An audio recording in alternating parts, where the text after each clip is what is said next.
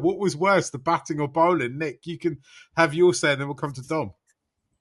It's a really, really difficult question. I think Sri Lanka were bad at absolutely everything during this test. Estelle just touched on two missed reviews, two drop chances in the first session. But I thought the bowling showed a lack of variety, a lack of an ability to think on their feet. I thought the pace was too slow. There was no sort of desire to mix things up. And that extends for me to the captain as well, Dhananjaya de Silva, who basically bowled three bowlers for 2+ days, right? Just it's a side point. I don't know. We need to keep things broad for the start. But I saw a ball bowled on the first day by Asitha Fernando. He bowled a bouncer to Usman Khawaja well outside the off stump, and it grubbered through.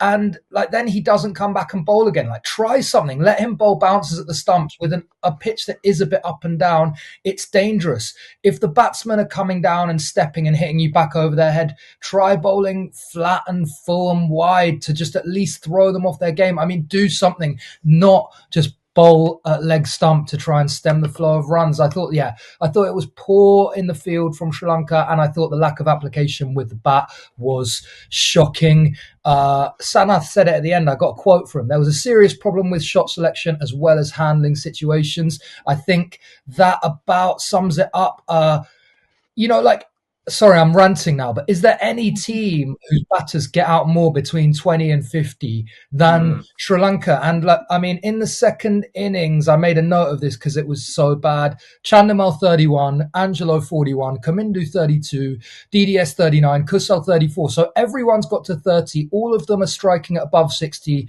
and no one gets to 50. I think Sri Lanka shouldn't have been far off drawing that test. I think they should have at least taken it into day 5 with the bat.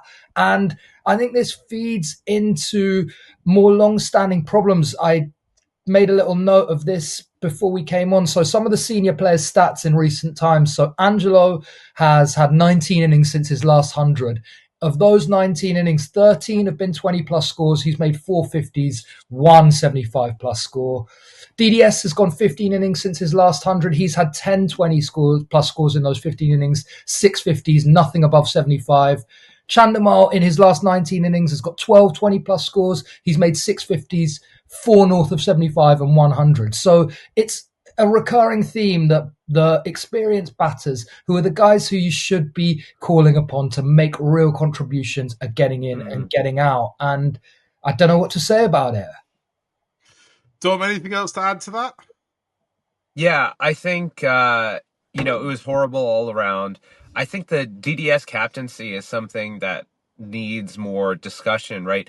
The reviews that were not taken got pretty significant uproar from the fielders, but in the end, they didn't take the review, so I don't know what the system looks like. And if anything, in the past, we've always blamed Sri Lanka for being too excessive with reviews, reviewing stupid things where, it's obvious that it's not out or, it pitched outside leg stump, it can't be out. But the lack of ideas in terms of, okay, we'll just bowl leg stump to Steve Smith and make it work. That's the stuff that's shocking and subpar. And it's not as if the bowlers can't do it. We've seen Prabhat Jayasuriya bowl, fairly quickly, especially in the LPL and things like that. They have the skill to do it. I think they need to be empowered to do it. And then if you're going to have Asitha there, you got to let him bowl. You got to let him take advantage of the wicket. And, I agree with Estelle and Nick that, yes, the batting was terrible. I think the ball, the dismissal that struck me the most was DDS running past the ball in the first innings. And it's just like, what are you doing? What is the purpose of doing that? I think Nick's stats of the number of times these guys are getting in and not making scores. And we're not talking about junior players. We're talking about senior players, right? Players who know how to score big runs, who scored lots of hundreds in their career. It's inexcusable for them to bat like that. And, I thought on the end of the third day when we got the rain let off, I thought, okay, now we have a chance to actually properly bat out this match. and they didn't do that. They weren't doing it. And I think they should be taken to task for it. It was not a game that was beyond their reach, a game that they were like incapable of beating this unbeatable Australian side. That's not what it was.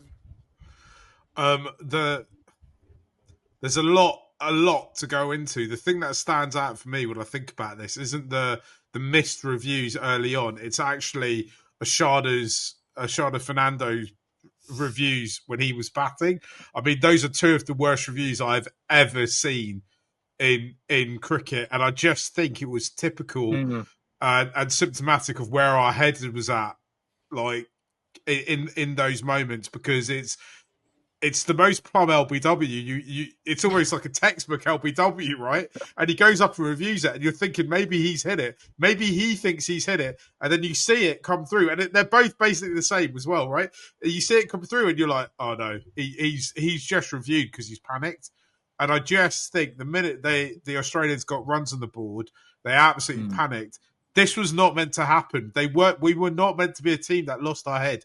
We were meant to be a team that was fully experienced, with a number of seniors in the side who held it together when the team was, when chaos was unfolding around us and it wasn't working the way it's meant to work. However, the senior players lost their head quite clearly. The senior players aren't bringing runs into the side quite clearly. We can go back. You can look at Dimmock's stats. It's ages since he got to school.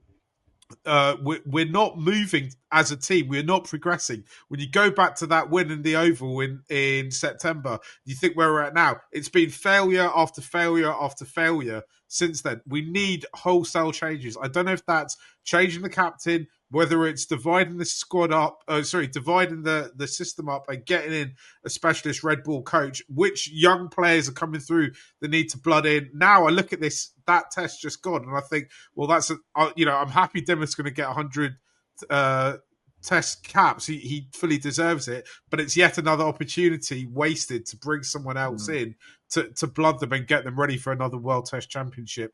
I mean, Mark. Angelo, he's been great, but it's his time's up. Sadly, I'm gutted to say it because he's about the same age as me. But I think the ball's moving slightly too fast from these days. Sorry, I was going to say Dom, go for it, but I think we just lost Dom. I mean, what was your takeaway from the whole situation when it unfolded, Estelle? What did you come away from Galle thinking needs to happen and needs to change? Just to get on what Dom was saying as well, right, about the batting and some of the choices that were made. And, if you are being so utterly, like, if you're talking about the bowlers, as I mentioned, there were 4 to 5 missed chances, opportunities for wickets in the first couple of sessions, right? So if those had gone the other way, we might be talking about a completely different result. But and then you also have to accept that, okay, Smith, Khawaja, guys who play spin well, they've toured Sri Lanka before. English debutant, but he's also a guy who plays spin really well. Okay, you can give them credit, right? But when you look at the batting, if you are being so utterly outplayed by a visiting team and not a team from the subcontinent, in the batting side, then that's a massive issue, right? And we've spoken so much about the experience in this side and how it's so important to their success. But as Nick so clearly pointed out, the runs are not coming from the experienced players.